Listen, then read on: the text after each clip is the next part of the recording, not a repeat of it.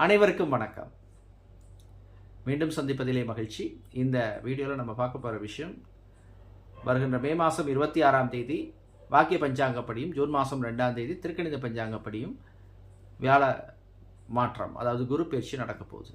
So இந்த குரு பயிற்சியில் யார் யார் எந்த ராசியில் பிறந்தவர்கள் பரிகாரம் செய்கிறது நல்லது அல்லது விசேஷம் அப்படிங்கிற விஷயத்தை பற்றி பார்க்க போகிறோம்.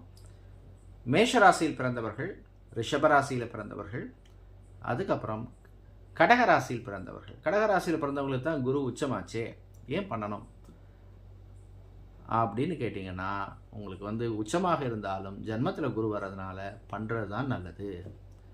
அதே மாதிரி சிம்ம ராசியில் பிறந்தவர்கள், அதிசாரமாக மாறினாலும் அடுத்து சிம்ம ராசிக்கு வருது. ஸோ சிம்ம ராசியில் பிறந்தவர்களும் பண்ணிக்கிறது விசேஷம். அடுத்து துலாம் ராசி, அதுக்கு பிறகு தனுசு ராசி, கடைசியாக கும்பராசியில் பிறந்தவர்கள்.